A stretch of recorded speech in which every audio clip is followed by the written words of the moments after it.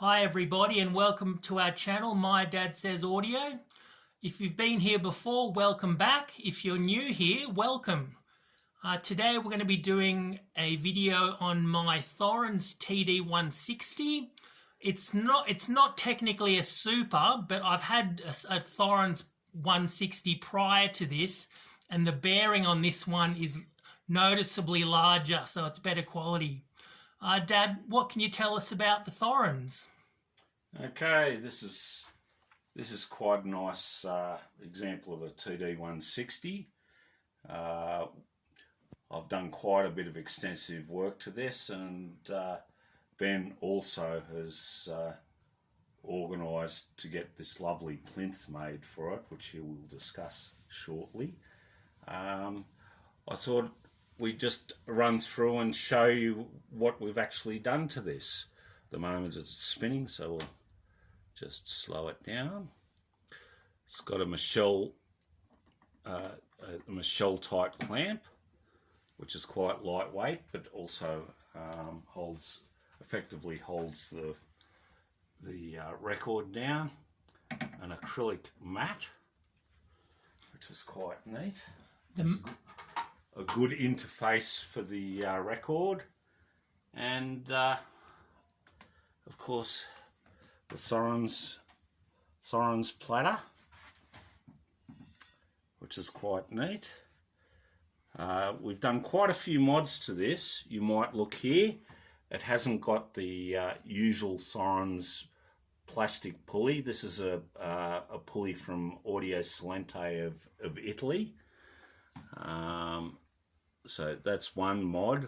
It's got a metal arm board, which I think was from the States. Is that correct? I can't remember. I think so. I think it was from the States. They still make them. As you can see, it's got a Clear audio. A Clear Audio Rb250 with a Michelle Techno weight stub. It's been rewired by me using Van & Hull MSS7 internal wire, and externally nice set of plugs plus a separate earth wire and Klotz microphone cable. It's interesting in as much as I've also done a special mod to this. I've strengthened the sub chassis, because one of the weaknesses with these Thorens designs is the sub chassis is a stamped bit of steel with just the edges turned over to give it strength and stop it from warping. What I've done with this is I've used a bit of aluminium angle like this, and there's a piece in the sub chassis which runs the full of this, which runs the full length of the sub chassis from the arm across the bearing and across the other side, which we've used three small bolts. I'm just trying to remember because it's quite a while since I've done it. Brass dome-headed bolts, plus epoxied it. And bituminous dampening. And then after that's all been done, we've used a bituminous panel to dampen the sub chassis as well. So the sub chassis is much stiffer than a standard TD160 sub chassis. It's sort of notable. I would actually consider this better than a TD160 Super. This is essentially same platter. I'll actually take the belt off and we'll show you the inner bearing, which is quite a nice assembly. You can see the single point contact at the bottom of the bearing, and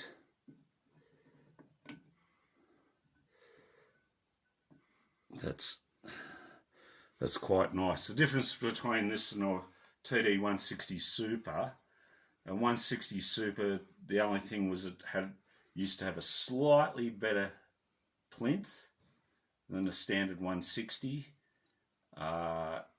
One bituminous panel on the sub chassis and the foam removed from the springs. That was really the only difference between the standard 160 and the 160 Super. I'd consider this better than the 160 Super.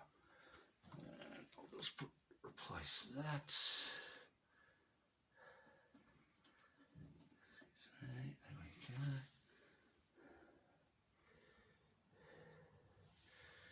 go. Yeah, you want to tell people a bit about the plinth, which is actually a lovely bit of work? Well, I got the plinth quite a while ago. I've had this deck for many years. This deck was the first deck that I ever got where I went, oh, even if I get another deck, I'll still hang on to this one because it's so good. It does in so many areas. The plinth is, what you can see, the trim is red gum and the base is iron bark. And it also has some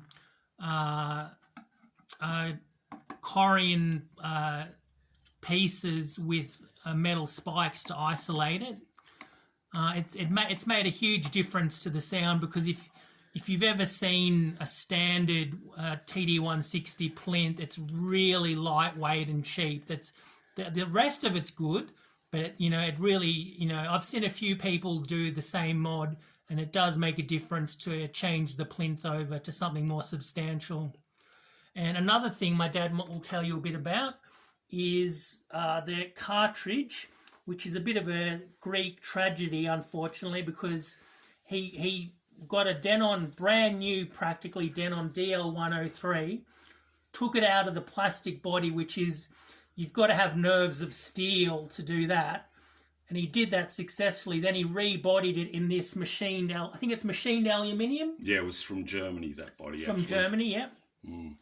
I used it sparingly, maybe for a month, and then one day I decided, I'll give it the turntable a bit of a clean, and I brushed my sleeve, caught the cantilever and just bent it and completely ruined it. I was like mortified, but life goes on. I ended up, it sounded so good, I thought, what I'll do, I'll just buy another Denon Dl103 and hassle my old man, say, daddy, please fix it for me. Yeah. So, but it's, if you've got a Denon, it is there's brand new. There's a brand new one, which at some stage we might even do a video on me fitting it to that body. So yeah, that's the TD160. It's really good deck. Like I said, yeah. I've got other decks, but I've never let this one go. I don't think I will. I don't think I ever will. I've got a lot of sentimental attachment to it, and it sounds great. Yeah, no, it sounds quite awesome. What you probably haven't pointed out is that these woods are Australian hardwoods, which means they're incredibly dense and heavy. So it doesn't, the plinth does not talk much at all. No. So it's I would be quite happy with that as one of my turntables. Yeah, I mean, I've referenced it against my father. He had a Linn he was a Linn man for many years, and I've referenced it against the Linn. The Linn's better in many ways, but this is pretty darn close. Not by much. You're talking, a very small percentage of improvement. They're very similar decks in a lot of ways. Yeah.